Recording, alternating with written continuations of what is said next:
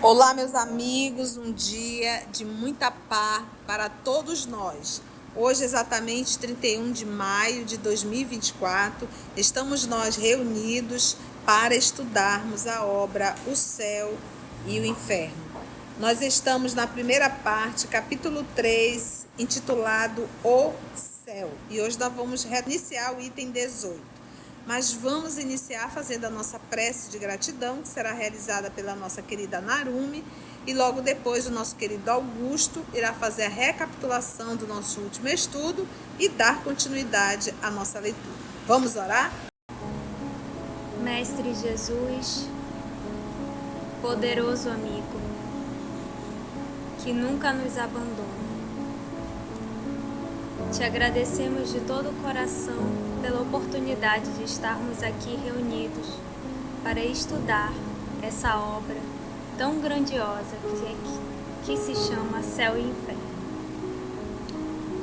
Agradecemos também ao nosso irmão Allan Kardec por tanto esforço para deixar-nos essa obra baseada em pesquisas sérias, que tanto se esforçou para codificar a tua santa doutrina.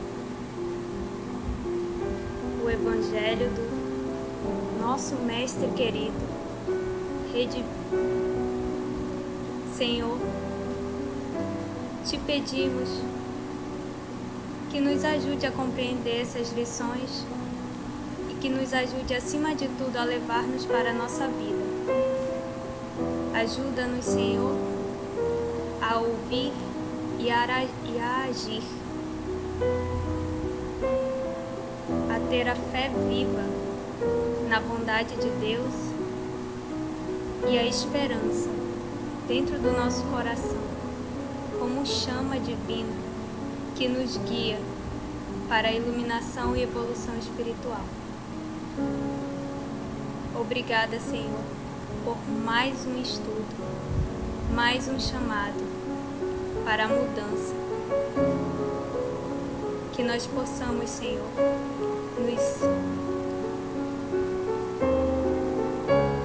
nos fortalecer no trabalho no bem, no trabalho interior, pois precisamos, Senhor.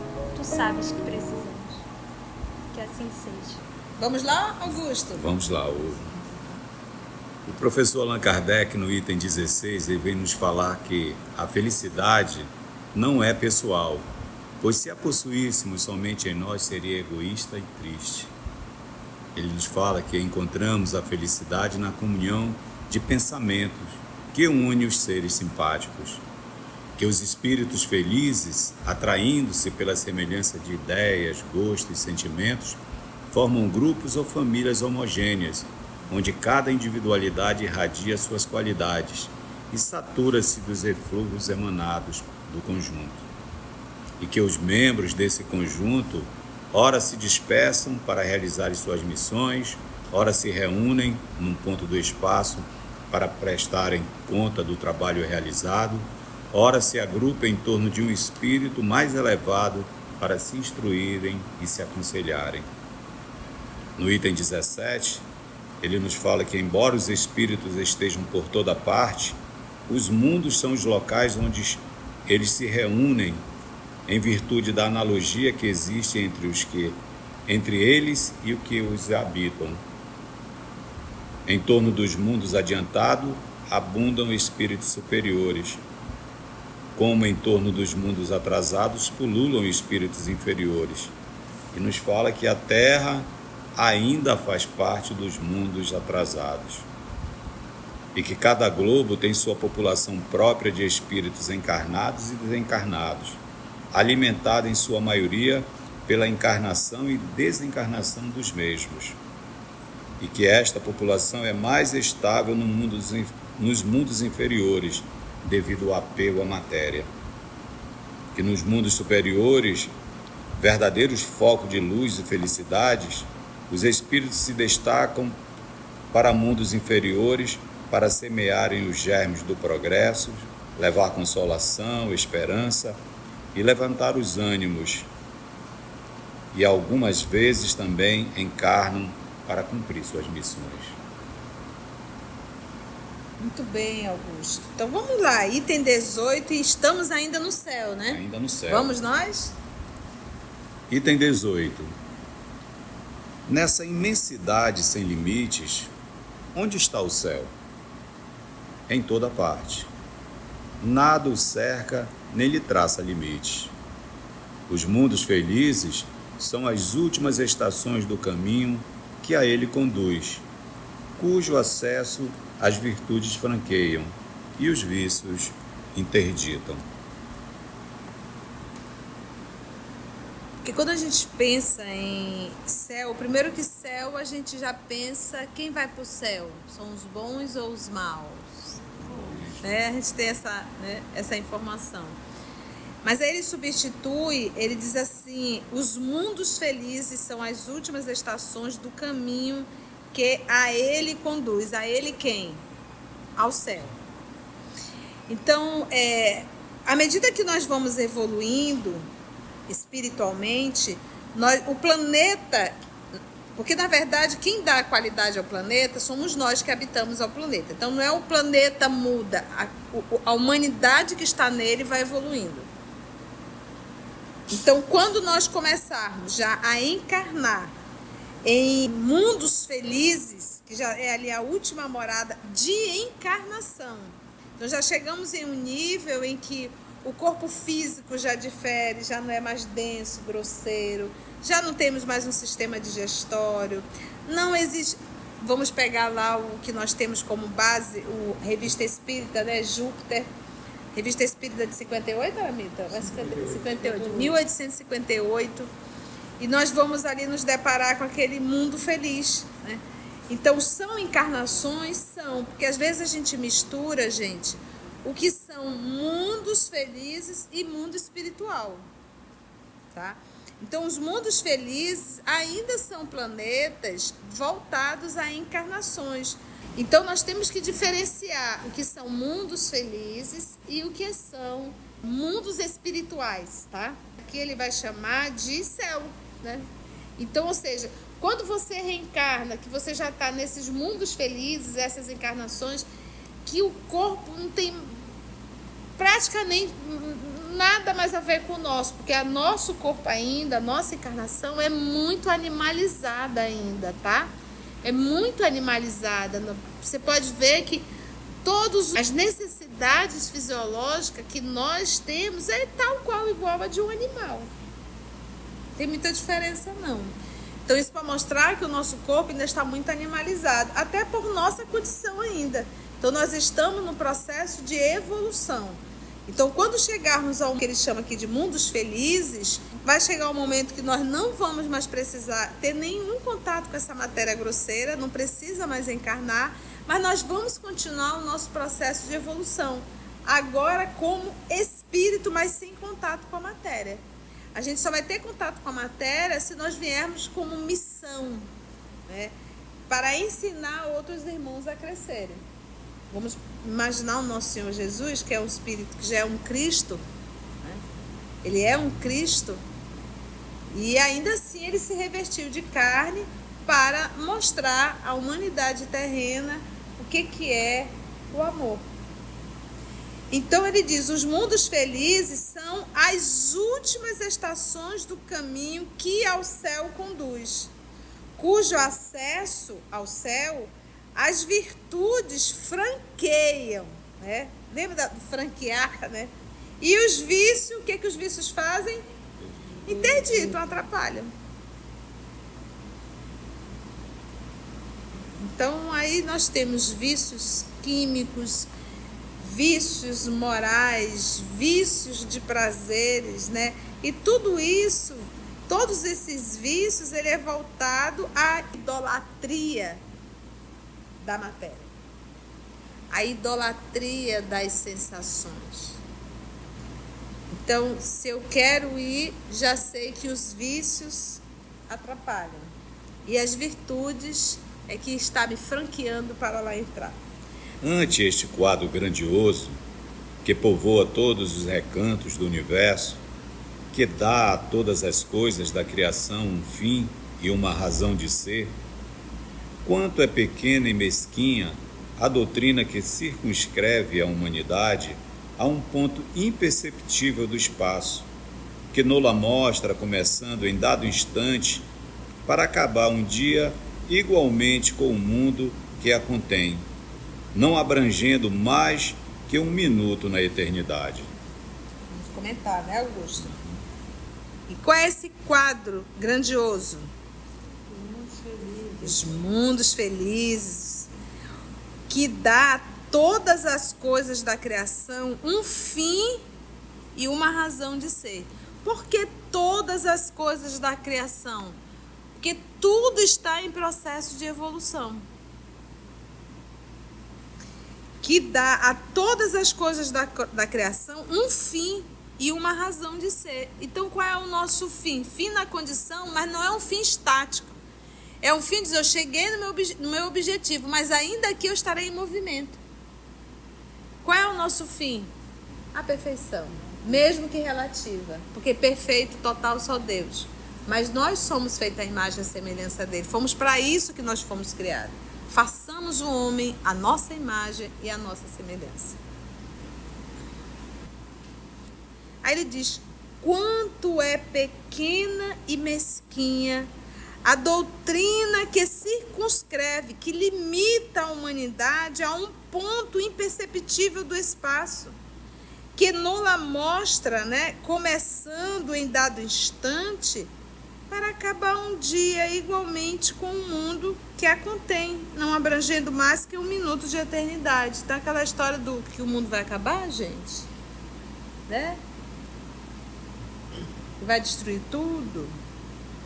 Mas, tia, tudo que é matéria tem começo, meio e fim? Tem. Mas quando esse planeta voltar ao pó, nenhum de nós mais, não existe mais absolutamente nenhuma necessidade de nenhuma encarnação aqui. Existe um mundo paralelo a esse nosso aqui. Nós temos aqui colônias espirituais paralelas aqui à Terra, aqui no nossa crosta. E a gente não vê. Por quê? Porque estão em dimensões diferentes.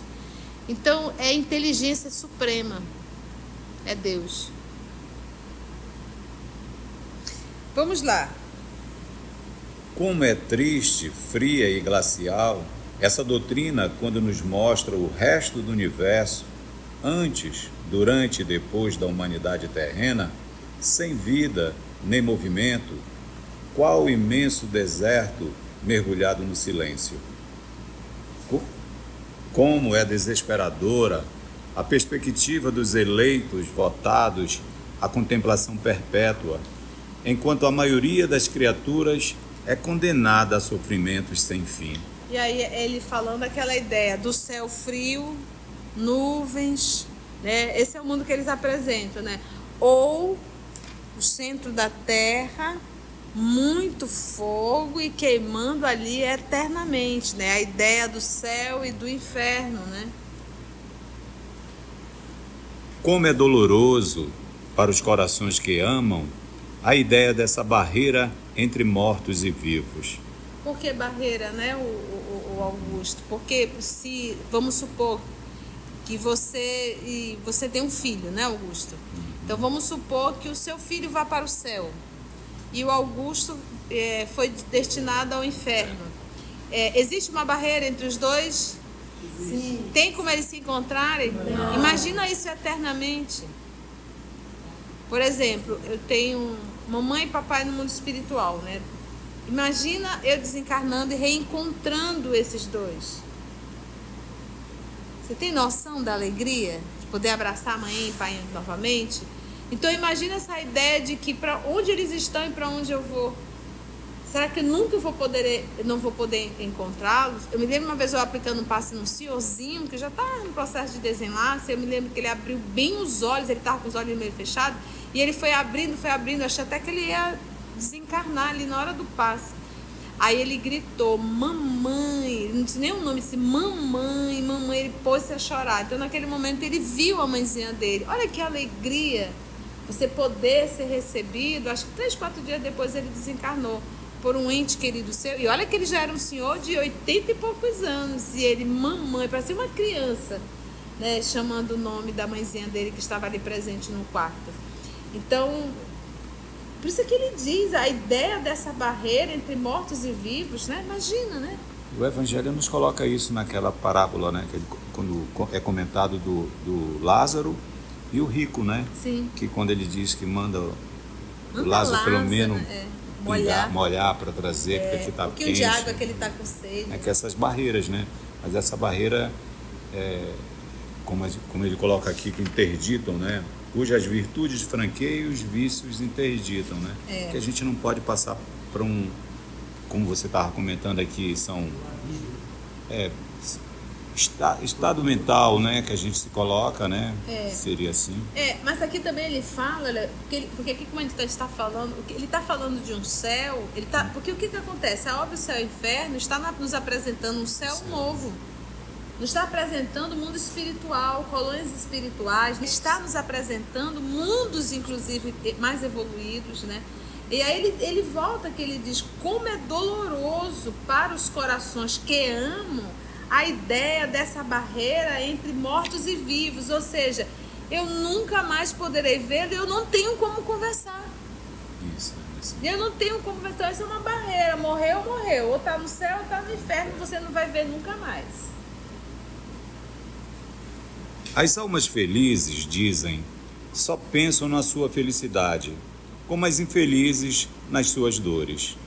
Logo, é de admirar que o egoísmo reine na terra, quando nolo mostram no céu? Quão acanhada nos parece essa ideia da grandeza, do poder e da bondade de Deus. Então imagina, eu estou no céu, eu estou feliz. E aí? Não, eu só penso na minha felicidade. Porque se eu estou no céu, eu sou um ser feliz, só penso na felicidade. Mas mesmo você sabendo que o teu filho, 3 filhos, 4 filhos, está lá no inferno, né? Então não seria um egoísmo da nossa parte? Então uma das coisas assim que eu acho lindo na doutrina espírita, que não é uma crença, é uma lei, é uma revelação, é o trabalho do mundo espiritual. É o trabalho incessante dos amigos espirituais. Gente, em escola tem trabalhadores espirituais.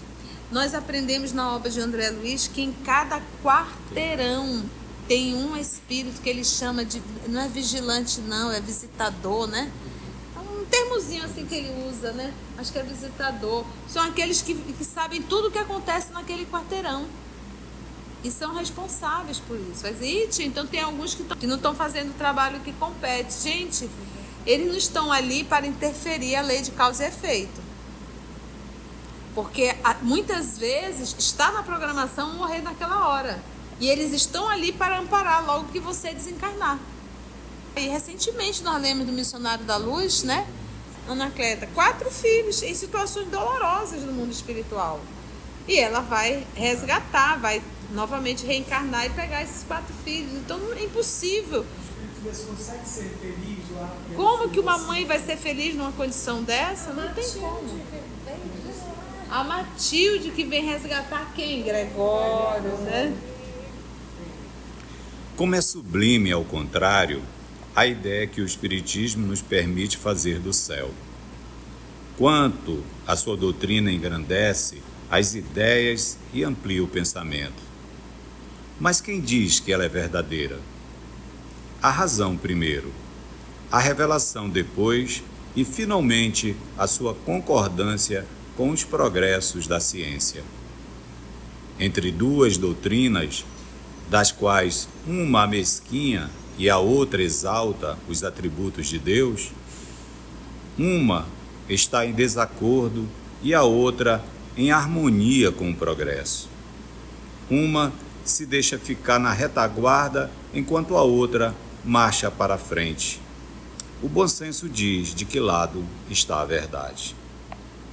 Que, pois, ao confrontá-las, cada um consulte a consciência e uma voz íntima lhe falará por ela. As aspirações são a voz de Deus, que não pode enganar os homens. Poxa, quanto material, Augusto. Vamos ticar? Vamos ticar? E aí a gente vai parar aqui. Vamos ticar e parar.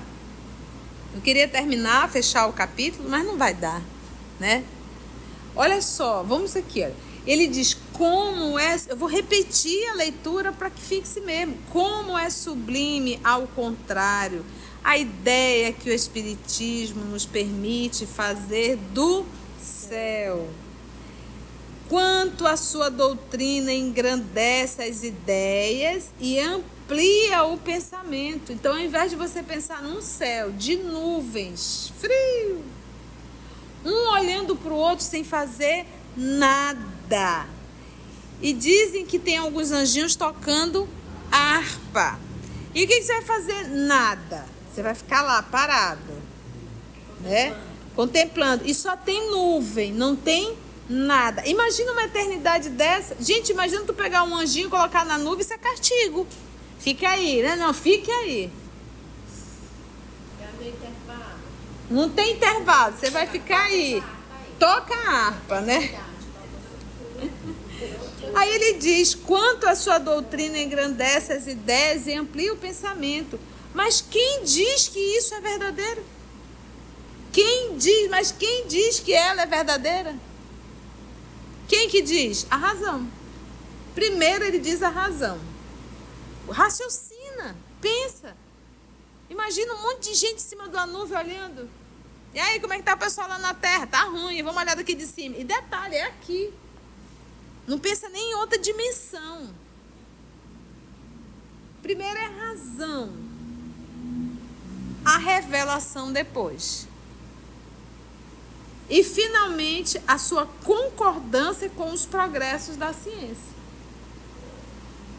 Então, imagina antes, a gente olhava aqui e dizia, isso aqui é o céu. Hoje a gente vê que não tem... Eu achava que era algo fechado.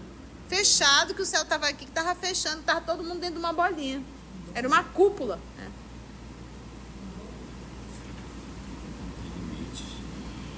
Aí ele diz, entre duas doutrinas, das quais uma mesquinha e a outra exalta os atributos de Deus. Então imagina quanta mesquinharia, mesquinharia a inteligência divina, achar que Deus criou uma humanidade inteira para jogar 99% no inferno, porque o povo daqui a pronto não é pouco, e 1%, e olhe lá esse 1% lá no céu, fazendo o quê? Nada. Então, uma mesquinha os atributos de Deus, enquanto que a outra exalta. Uma está em desacordo e a outra em harmonia com o progresso. Uma se deixa ficar na retaguarda, porque parou lá no tempo, não quer crescer, não quer pensar, não quer.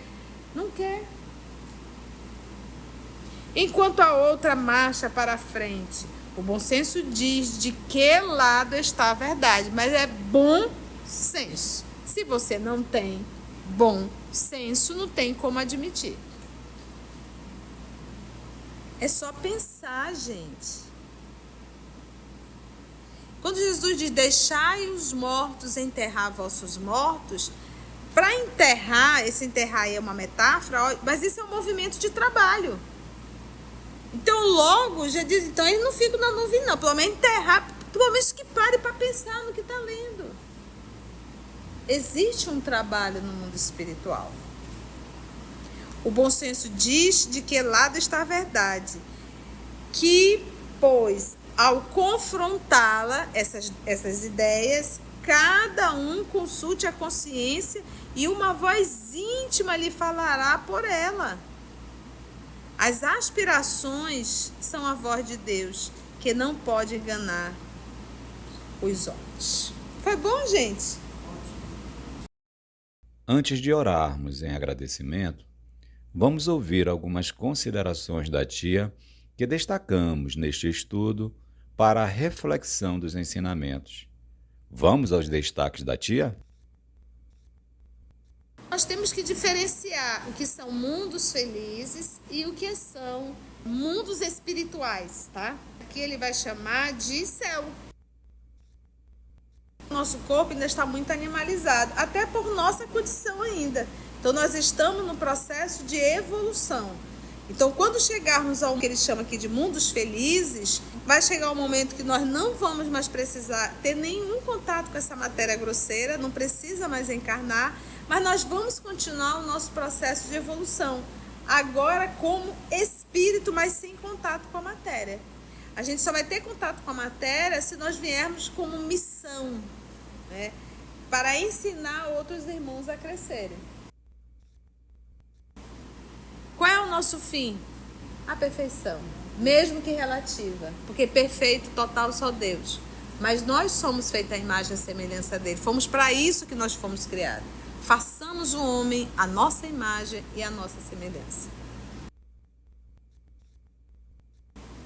Existe um mundo paralelo a esse nosso aqui. Nós temos aqui colônias espirituais paralelas aqui à Terra, aqui na nossa crosta. E a gente não vê. Por quê? Porque estão em dimensões diferentes. Então, uma das coisas assim que eu acho lindo na doutrina espírita, que não é uma crença, é uma lei, é uma revelação, é o trabalho do mundo espiritual. É o trabalho incessante dos amigos espirituais. Gente, em escola tem trabalhadores espirituais. Nós aprendemos na obra de André Luiz que em cada quarteirão tem um espírito que ele chama de... Não é vigilante não, é visitador, né? Um termozinho assim que ele usa, né? Acho que é visitador. São aqueles que sabem tudo o que acontece naquele quarteirão e são responsáveis por isso. Então, ao invés de você pensar num céu de nuvens, frio, um olhando para o outro sem fazer nada. E dizem que tem alguns anjinhos tocando harpa. E o que você vai fazer? Nada. Você vai ficar lá parado, né? Contemplando. E só tem nuvem, não tem nada. Imagina uma eternidade dessa. Gente, imagina tu pegar um anjinho, colocar na nuvem, isso é castigo. Fica aí, né? Não, fique aí. Quando Jesus diz, deixai os mortos enterrar vossos mortos, para enterrar, esse enterrar aí é uma metáfora, mas isso é um movimento de trabalho. Então, logo, já diz, então eles não ficam na nuvem não, pelo menos enterrar, pelo menos que pare para pensar no que está lendo. Existe um trabalho no mundo espiritual. Se você chegou até aqui o final, deixa seu comentário. É muito importante a gente poder ler o teu comentário. Não esqueça de curtir para que possa divulgar a página. Dá o seu like, né? E, se possível, faça a sua inscrição no nosso canal e toca o sininho. Porque quando você toca o sininho, o YouTube avisa para você quando o EOS publicar um novo estudo. Então, receba um grande abraço da família EOS Manaus. Assim, concluindo o nosso estudo de hoje e agradecendo o nosso Mestre Jesus por mais este momento de aprendizado, vamos orar? Então, assim agradecemos a Deus, nosso Pai, agradecemos ao nosso Mestre Jesus e aos amigos espirituais aqui presentes. Se Deus nos permitir, até o nosso próximo encontro. Graça te damos, Senhor.